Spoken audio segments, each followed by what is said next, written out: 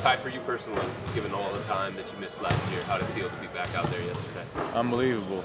It felt great. I think as a team we didn't shoot well. Obviously didn't shoot well, but that's like the least of my worries with this group and myself. Like shots are gonna fall. We can all shoot. We can all play.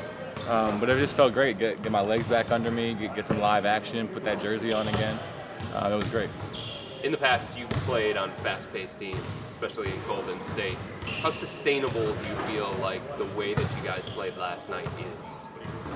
I think it's super sustainable. Obviously, we're going to clean some things up. I mean, I think I looked up at half, and I think what we have at half, I forget the exact numbers, but I think we put like 60-something on the board. 67. And we shot like 20-something% from three. So, like, on average, we'll probably shoot, 35, 36, whatever, and imagine how many we can put up, you know what I mean? So I think that's sustainable. I think they also did a good job of running back at us. A lot of teams aren't going to do that. I mean, obviously Indiana will. But like, I don't think Philly plays as fast. I don't think, a lot of teams don't play that fast. So it's definitely sustainable. I think we got to tighten some things up, obviously, and we'll get used to it. But that's part of the preseason and training camp. And we're going to lean into it, I think, this year and not kind of, we see a few mistakes and go back to the old ways. I think we'll lean into it. And obviously we'll make some tweaks along the way. But I think it's definitely sustainable. Kenny spoke about needing to be able to play at 3 different paces, like super fast, kind of come in the middle, and slowing things down. In your experience, which of those 3 is the most difficult to master as a team? The most difficult to master is knowing when to do what. I think the game tells you that. Like I think we came out in the third quarter and we got super slow and stagnant, and they made a run. And I don't think that was a coincidence. Obviously they made and we missed. Like that's some of basketball. But I don't think that's a coincidence. Like throughout the course of the game, I don't think you never want to get that slow. I think it's a time and a place in the fourth, maybe. Obviously, the playoffs are different, but over 82, I think you want to kind of stay in that middle to fast pace. It just, even if you're not shooting right away, it still just helps the defense gets on their heels a second. Now swing passes are easier, and you got guys like Donovan attacking the paint with space and pace, and it's a different level than when he walks it up and they're going to load up on him. So it's a different level, a different way to play basketball. How does what we saw from Evan last night compare to what you guys have seen from him for the past month or so behind closed doors? Yeah, he's been doing that. Some of his, he made some tough turnaround fades in the paint. He ran the floor great last night. He missed the corner 3 that he's been making all camp. So he's been playing really well, and we don't really expect anything less from him.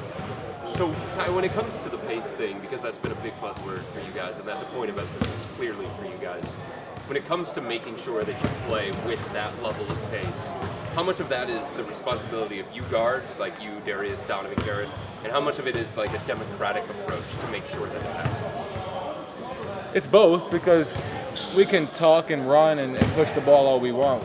Everyone has to run to their spots to make it work. Otherwise, you'll get jammed up. So we had some, even off of makes yesterday, I remember a possession where, they make a layup, the guy falls down, we outlet the ball fast, I push it, and George gets a wide open corner 3 that he's going to make more than he's going to miss. You know what I'm saying? So, like, that's part of running where, like, knowing, God, they score, but a guy's down. Like, you got to go and get a good shot as fast as possible.